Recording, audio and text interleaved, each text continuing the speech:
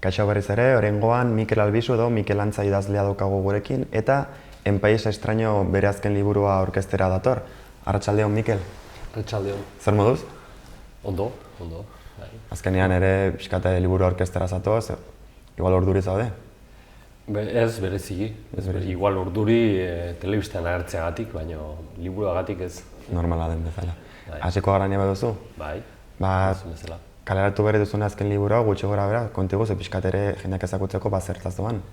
Ez da liburu berri bat, berez da atzerri nobelaren itzulpena. Atzerri nobela idatzi nuen duela 7 urte, jadanik.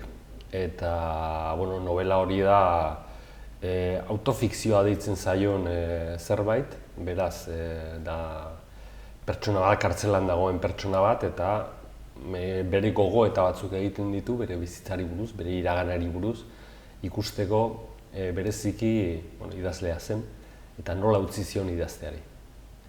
Hori da berak barne hausnarketa baten bidez, literarioa kasu honetan, eskaintzen diona irakurleari. Nola bere bizitzan aldaketa batzuen poderioz idazteari utzi zion. Eta bukaera ez du kontatuko, noski. Noski. Orduan esango zenuke aldaketak direla liburu honen gai nagusia edo beste... Gai asko ditu, Da evoluzio bat berez, eta evoluzio hori kokatua ingurune zehatz batean, kartzela batean, eta kartzelak bultzatzen du ateratzera. Unibertso oso itxia da, unibertso horre oso pobrea da ere bai, eta horrek bultzatzen du pertsona bere garunaren bidez ihes egitera. Eta hori lotzen da nolabait, literatura ere ihesbide bat bada irakurtzen duenarentzat, eta kasu honetan idazten zuenarentzat izan zen ihesbide bat, kartzelatik ateratzeko eta zerbait eskaintzeko. Gai asko ditu, asko. Esan duzun bezala, autofikzioa da liburua, orduan esperientza pertsonalak ipini dituzu liburu honetan, ez da? Bai. Esperientzia pertsonala horiek batzutan kasualitateak edo halabeharrak eramaten du bizitza esatera, hau sineskaitza da. Hau benetan, norbaitek kontatu ezkero hori horrela zela, ezingo nuke sinistu. Eta kasu honetan, nire bizitzan gertatu zaizkidan gauza sineskaitz horiek novela batean jarri ditut, autofikzioan dena ez da egia. Baina oinarrizkoari guzia eta hor kontatzen dena bai. Kontatzen dudana da konta daitekeena, nolabait esateko pertsonala dena. Eta orduan badaude elipse izugarriak, nolabait esateko bestelako bizipen eta gertaerei buruz. Hau da izeberg baten gain literarioa. Idazle batzuk fikzioa idaztera dedikatzen dira, beste batzuk fikzioa eta ez-fikzioaren arteko lotura dauzkate. Zuk errazago edo zailago ikusten duzu bata edo bestea? Egia esan, fikzioa, azkenean fikzioan beti dago norberaren esperientzia, eta irakurri nuen Albert Camusen liburu bat, Gizon bat, Anom, eta azken finean liburu hori irakurtzen ari nintzenean konturatzen nintzen berari buruz ari zela, hirugarren pertsonan. Eta ni pentsatu nuen idatzen dezakela liburu bat hirugarren pertsonan, baina mundu guztia pentsatuko luke niri buruz ari nintzela.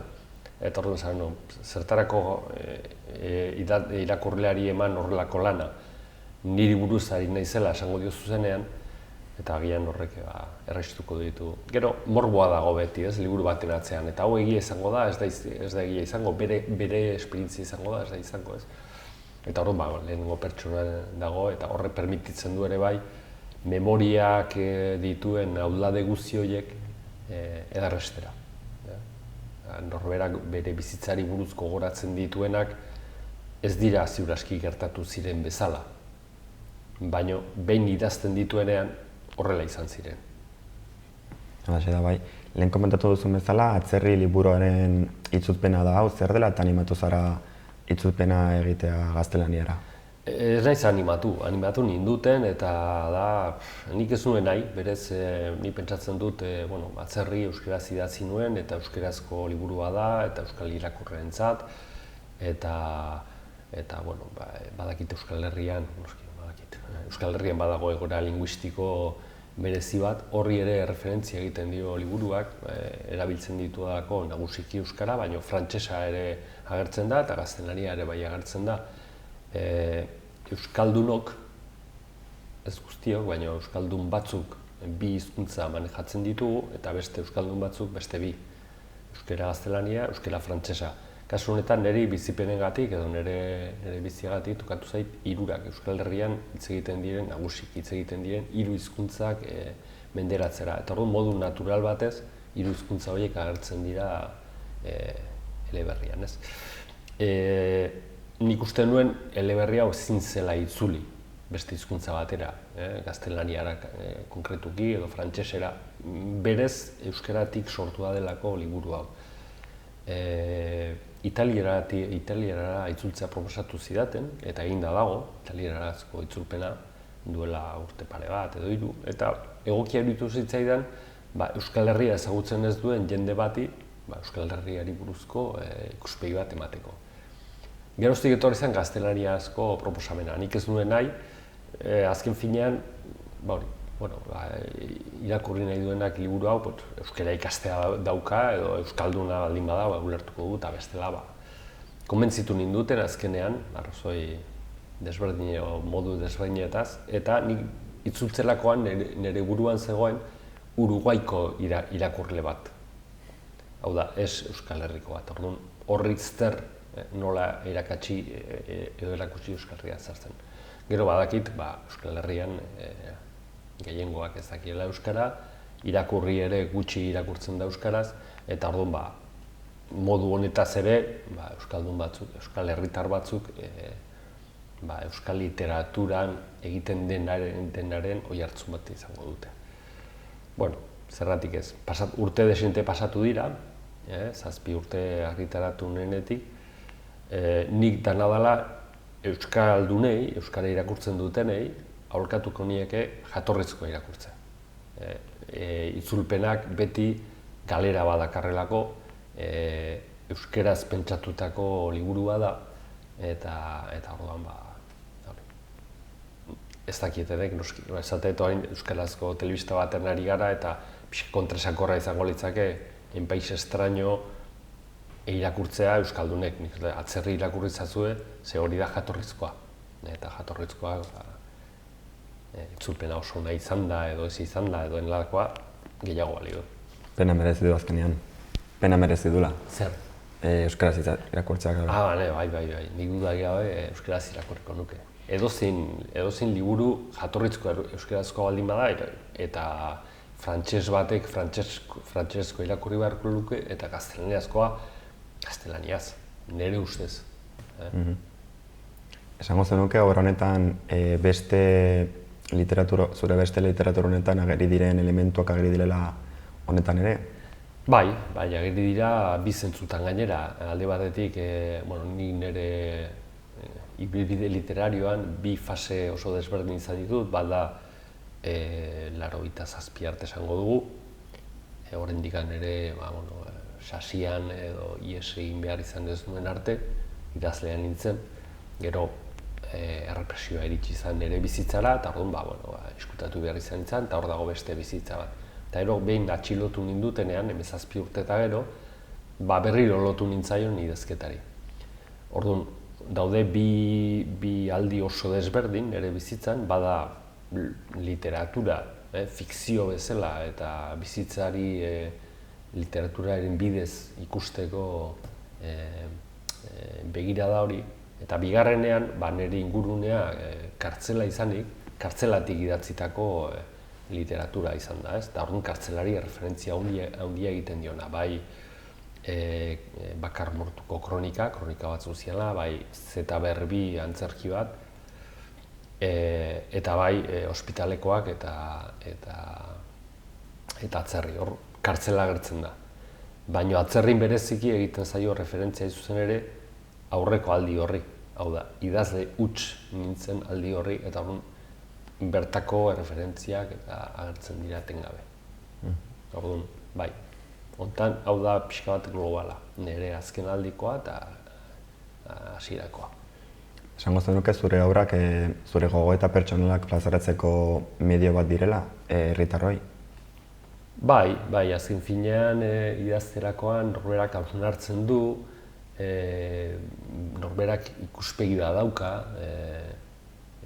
bizidunari buruz edo munduari buruz, eta da bide bat. Kasu honetan autofikzioa denez, personaia horrek egiten ditu reflexio oso ahaztu zait lehen esatea, badagola ere poema liburu bat, ametsak ere zain, eta horrek ere hor kartzela oso presente dago, kartzela eta gatazka eta gatazkaren ondoren.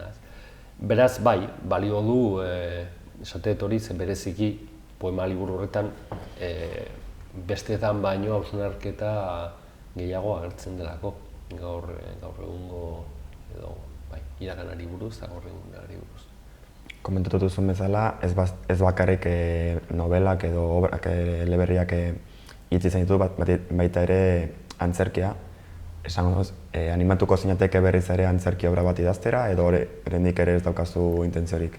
Antzerkia, ni antzerki kritikori izan naiz, antzerkilari ere hasi nintzen izaten, eta niretzat antzerkia beti izan da zerbait oso kolektiboa. Eta idatzitako, Beteluko balneareko mirakulua, hori idatzi nuen Jaki Uriarekin batera, talde batentzat jokaz ezaten.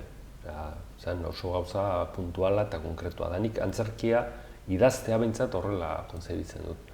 Alde horretatik oso frustratu egon naiz, denbora guzti honetan, bakarrik egon naizelako. Eta idatzi dudan, beste antzerki hori eta berbi ikuspegi horretatik idatzi dut, ez? Hau da, ez da horra haitxi bat da, proposamen bat, talderen batek hartu eta horrekin nahi duna egiteko. Bai, ni antzerkilari ez naiz, idazlea bat naiz, beraz talde batek nire beste obraren batean, beste talderen bati ere lagundu izan dio Txantxakari eta nire gaitasuna idaztea denez, nire lagunduko nioke talde bati. Ointxe idatzi dut obra ez, esket txiki bat, antzerki bat. Ikusiko dut, igual norbaiti eskiniko diot, egin joka dezan. Ikusiko dugu, bai. Igual pixkat gaiaz aldatuz, gaur egungo egoera desberdina denaren iraganankoarekin konparatuz, hala ere, ikusi dugu bezala azken urteetan hainbat gertakari gertatu izan dira, igual liburu bat idazteko medi izan daitezkeenak, hor dago Altsasoko auzia adibidez, edo datorren asteetan beteko den 11 sumario, nola ikusten duzu gaur egungo liburu bat idazteko emango luke? Bai, liburu bat, obra handi bat idazteko emango luke. Lehengo batean hitz egiten nuen persona batekin eta esaten nion egunen batean Euskal Herriaren borrokak zer izan da benetan kontatzeko baimena. Al izango bagenu, harrigarria izango litzake. Harrigarria benetan. Badakigu zer izan zen Vietnameko gerra, nola Vietnamitar tunelak egiten zituzten, Estatu Batuek nolako jazarpena egin zieten. Egunen batean Euskal Herriaren borroka munduko bi estatu boteretsuenen artean nola aurrera atera den, ze sufrimendu egon den, bi aldetatik, baldin bada, hiru aldetatik, danean egon den, ez? Ze gatazka hori nola kontatu, obra koral bat, hori izango litzake, bai. Atzerrin, momentu batean, badago elkarrizketa bat, Zigortzigan dauden protagonista eta bere ondoan dagoen Beñaten artean, eta esaten dio, kontatu. Eta besteak ezin da. Hau da, ezin dugu kontatu. Orduan, frankismoan diktadura zegoen eta ezin zen kontatu eta orduan beste mota bateko literatura sortu zen, agian gaur egun ere ezin kontatu horretatik sortuko da realismo superfantastiko bat, eta jendeak ulertuko du zertaz ari garen, baina ezin da kontatu. Ja bizkat ere, elkarrizketari amaiera emateagatik, igual orain ja liburu honen itzulpenarekin zabiltza aurkezpenak egiten eta bizkat ere atzerri liburua berriz ere kaleratzen. Orain momentu honetan zehat mehatz, beste obraren batekin zaude lanean edo denbora hartuko duzu beste lanen batean murgiltzeko? Lanean ari naiz beti. Lanean elkartzetaren bat egin ziaten txalapartakoek eta hau da, bizitza ikusteko begirada desberdina daude eta begirada bat nire ustez da literarioa. Eta nik begirada hori naiz eta urte luzetan ez dudan galdu, ez dudan idatzi, begirada hori beti mantendu dut. Lehen esan dut, nire bizitza literarioan bazegoela fase bat, idazle huts nintzenekoa, bigarren fase bat izan da kartzelan egon nintzenekoa, atera naiz duela 232 egun kartzelatik, eta idatzi egingo dut, argi dakat, 3. fase batean sartuko naizela, eta urte guzti hauetan ikusi eta nire buruan eraiki eta batzutan idatzi ditudan eskemak, orrialde horiek, ziur aski forma hartuko dute. Nire begirada literarioa hor dagoelako eta mundua oso ederra da. Ikusi beharko dugu beste obraren bat kalertzen duzun mendik denbora batetara eta ahalik eta azkarren. Mila esker Mikel honetortzagatik eta espero dugu dena ondo joatea zure karreran.